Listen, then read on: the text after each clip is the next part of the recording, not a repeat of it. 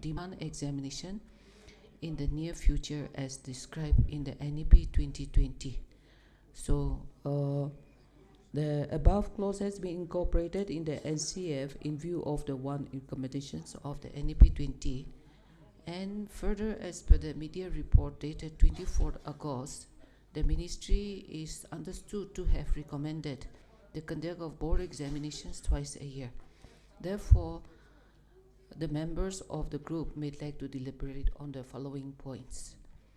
What are the advantages of conducting board examinations twice a year? I'm the chairman of the Mizoram Board of School Education. And indicate the this difficulties is my third year which as a chairman. The and I've attended may face in implementing the last above recommendations. Okay. COPSE So annual conference. I think some of you can come here also.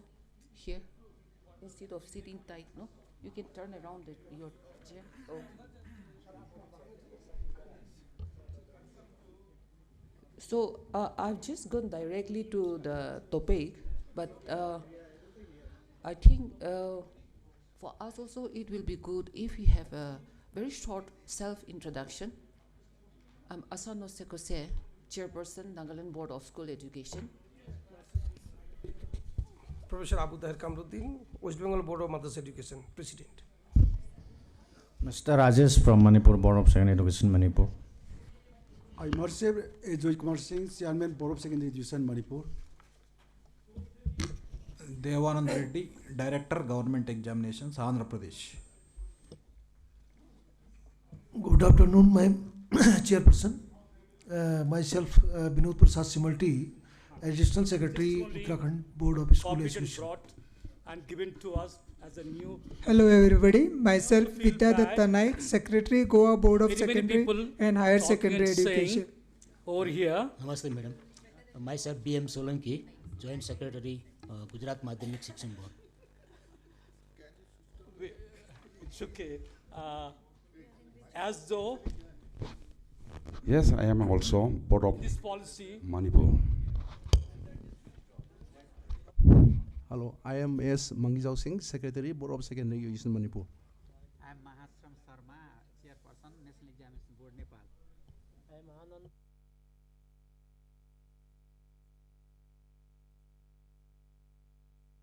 Should stand withdrawn. Because you cannot have first examination, then give compartment and improvement, and then conduct second full-fledged examination, and then give again compartment improvement. Then it will be a very long drawn process. You will only be conducting examination, it will not reach any finality. So therefore, the option of giving improvement or compartment examination, sir, since you are offering a full-fledged examination twice a time, therefore that should not be given. This is one administrative ease that committee decided. Then the next thing was about the practical component. Somebody said whether practical should also have two options. Then there was a unanimity, no. Practical should be given only once, and if the child remains absent, falls sick, or for a variety of reasons does not appear in the examination or has failed, then each board, depending on their respective examination bylaws, can grant them second opportunity, because end of the day, child should not be losing any year. So the practical examination, no two option, only one option. Second option, granted to only those on case-to-case basis, depending on the provision contained in the bylaws of the respective boards. This is it, sir. And NEP also talks about academic days, academic calendar of 180 days and 200 days. So when you are conducting examination, Karnataka indicated that they are roughly taking 55 days in compilation of result. Then I asked how much time you are taking in the second examination, then they say 15 days. So then they replied that they are using a lot of digital apparatus to cut short this timeline. I think digitalization can only be a way forward, and we will have to shrink this timeline for first examination and second examination. So there is a unanimity, sir, that two board examination will have to be conducted, maintaining same standard, quality and sanctity, number one. Practical examination, one option. Third, financial implications, each board, including CBSE, will have to present to its respective committee for some appropriate enhancement without much burdening the student also. That also has to be taken. Then the system of conducting improvement examination or supplementary examination or compartment examination shall stand forfeited after the introduction of full-fledged second examination. These are the things. Academic calendar, many boards have different academic calendars. Karnataka board does not have a mandatory provision of passing in practical examination. Karnataka board, the officers were indicating that in case you fail in the practical examination, then your marks will be on the basis of pro rata from your theory marks will be adjusted and you will be declared pass. Most of the boards do not follow this. They follow mandatory pass in practical as well as in theory examinations. So I think that is where one changes. Karnataka board will have to relook at its existing processes and do it. The committee, in finality, sir, recommends that there are difficulties, sir, and there will be initial teething problems, sir, but practical ones, no to option. Then academic calendar also will have to slightly prepone it, sir. The boards which are starting from April may have to start their session from March, because when you advance it for 1 month or 45 days, you get time for second examination. 2 and third, supplementary and compartment stands withdrawn, sir. This is it, sir. Thank you, the chairperson of the group and the entire the members of the group. Thank you so much.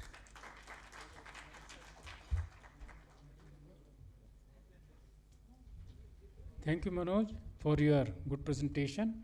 Now we request Shri Mohammad Sharik, Deputy Director, Delhi Board of School Education, to present the report on behalf of Group 1.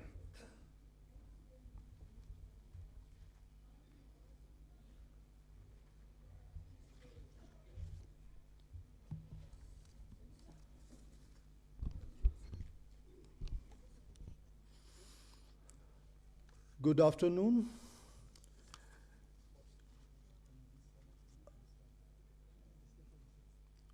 The 21st century belongs to those who can learn, unlearn, and relearn.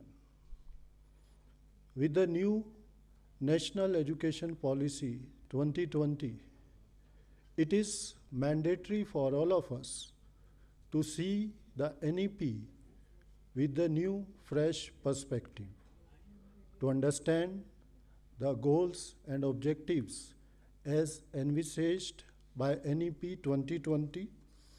And for this purpose, Group 1 was assigned 2 questions to deliberate upon. We discussed the points in detail and at length, and here are some recommendations for what are the action points or objectives emerged from the NEP 2020 for the boards. First point is to make a shift from being summative to being more regular and formative.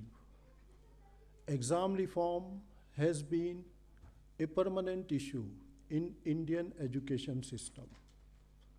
All our national policies have tried to address this issue, and we have made very good progress in that direction.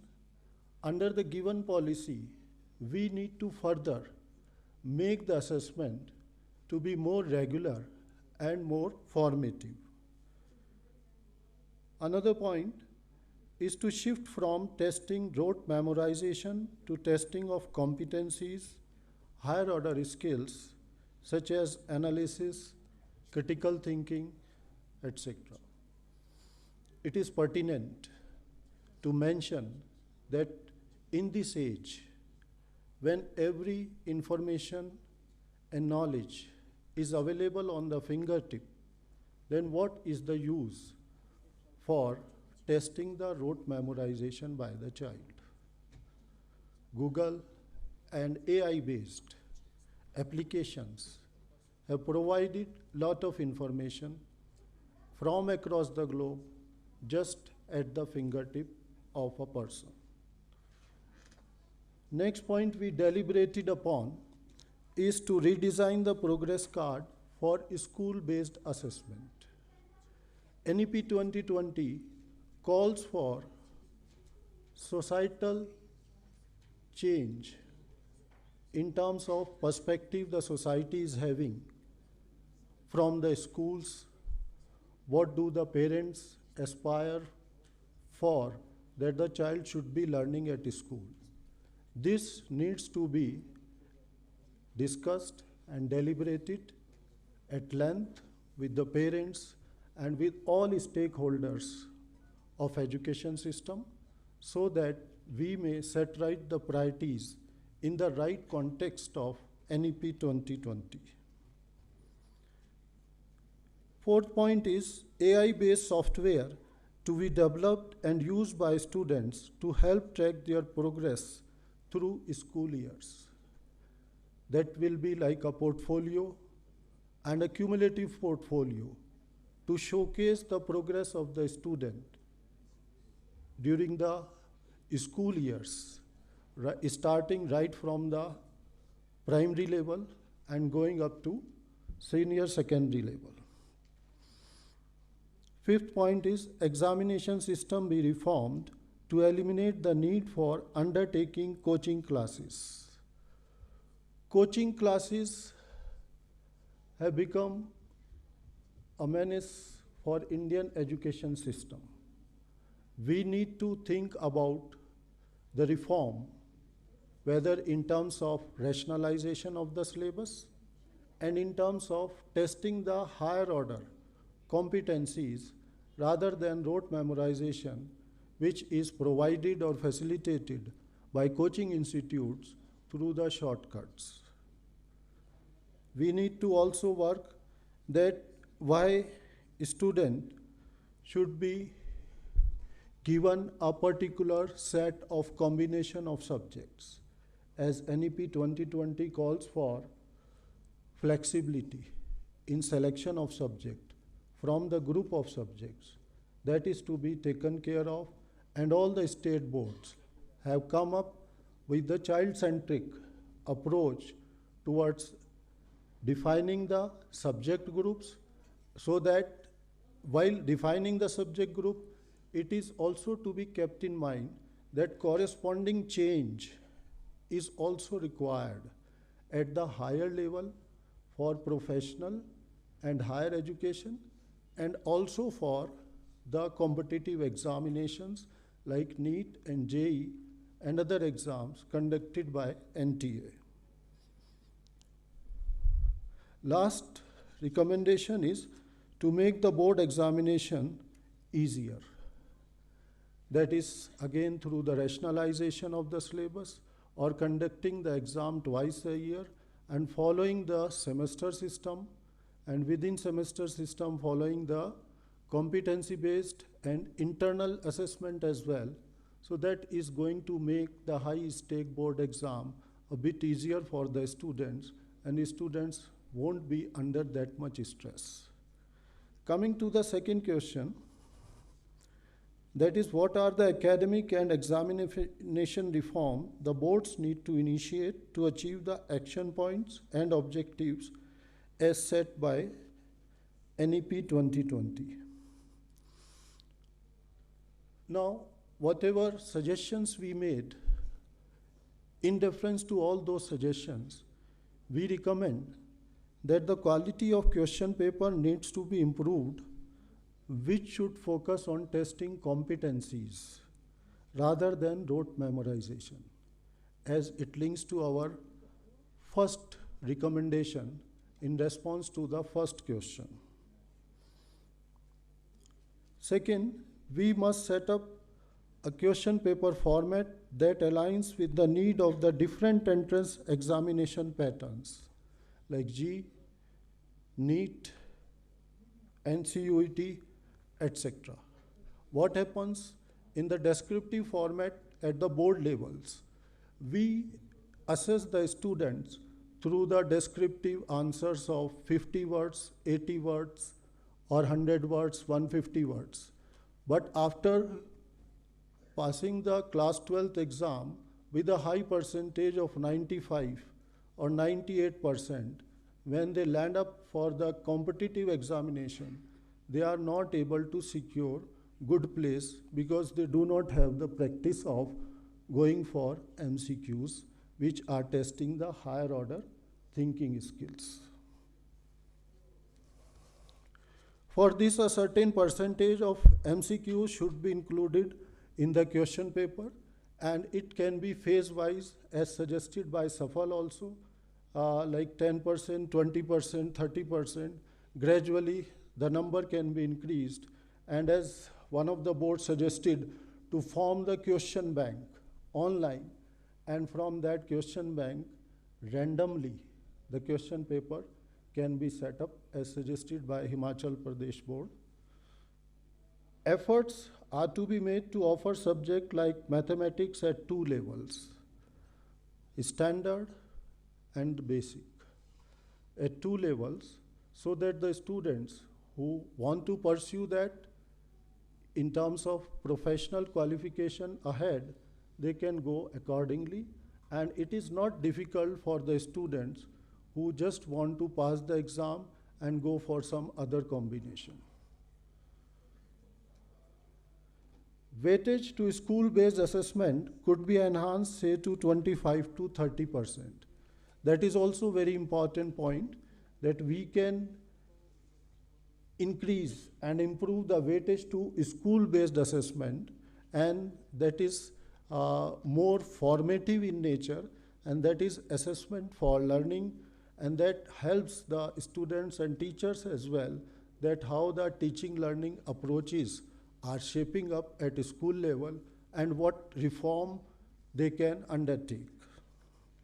Then another recommendation is marking a scheme of all subject question paper to be prepared and made available as early as possible. This is very important, that child-centric assessment, the child should know the rubric.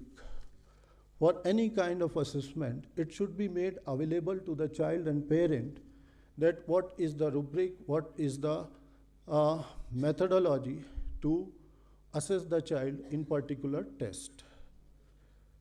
For this, because this is going to be a shift from conventional examination and assessment, so sample question papers of all subjects need to be prepared and provided well in time. Efforts are also to be made to fix examination center as far as possible in the school where the students are studying. That is also very crucial, but that depends on the geographical extent which is served by the board. Some boards are serving, large geographical extent, and some may serve to a short geographical extent. So depending on that, the centers can be made. Then conducting examination twice a year. Delhi Board of School Education started the semester system, and it is the 3rd year that we have been following that, and our assessment is criteria-based assessment, where we award the levels. In place of marks, levels are awarded, and children are made aware about the various levels so that they may understand the areas for their improvement.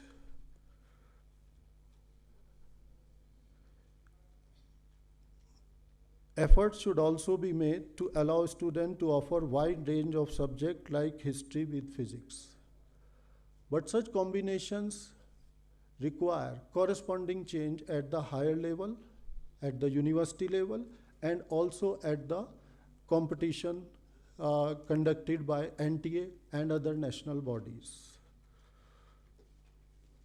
Shift towards blended type of education, which consists of traditional as well as vocational subjects, so as to give proper weightage to school-based education. That is very, very important, that skill-based education becomes part of our educational boards. Like Delhi Board of School Education is having a School of Applied Learning, where we have introduced various vocational subjects given to the metropolitan demography of Delhi, we are assigning them or introduced various vocational subjects which are being pursued by the student, so that even after class 12 they are able to go for employment, and we are also ensuring industry linkages with the schools so that the student get best of exposure even during the secondary phase of education. We need for deployment of the very best and brightest teaching professionals so that they are found to be ones who could truly shape the next generation in the right direction. That is very crucial point. Yesterday also it was pointed out that teaching profession is not the choicest of the profession, and generally the people who are not able to adjust or find place anywhere else then resort to teaching as the last resort. But this needs to be changed. We need to incentivize, and we need to come out with various, plans so that we can attract the best talent for the teaching. Deployment of a large number of teachers for the huge student population. That is also required at the state board. We have to ensure a very healthy pupil-teacher ratio. If it is not healthy, then the objectives of the NEP are not going to be met. It also requires trainers and guides to reorient the teachers towards the new age teaching techniques, both the traditional education and skill-based vocational education. The technology has transformed educational landscape, especially post-COVID, that is having very deep implications. Those deeper implications call for that our teachers should be ready with the technological skills. Somebody said that technology can never replace the teacher, but a technologically,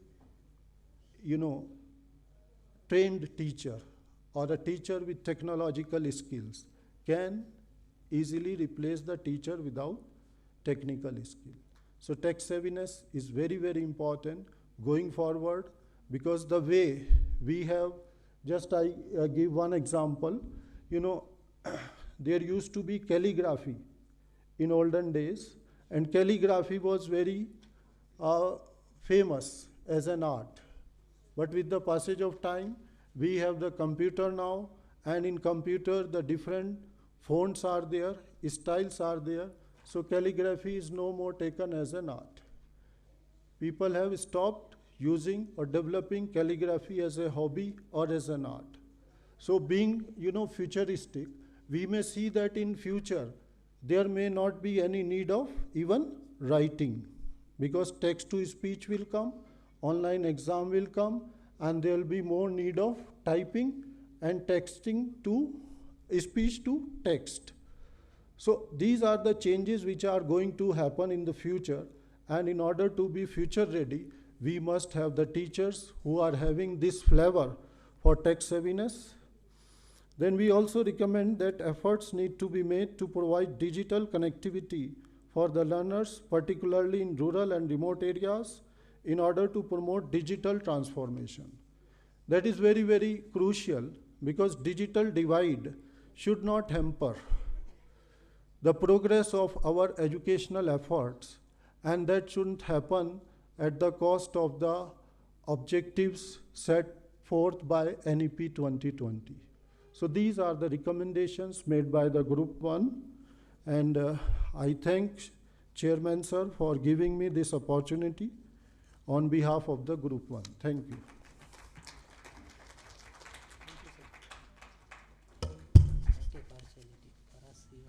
Thank you, Mr. Sharik. So with this, group presentations are over, and now I think we should move for the next session. Is it time for tea now? Is it time for tea now? No. Where is holding? Okay, Governor is coming, so we should be here.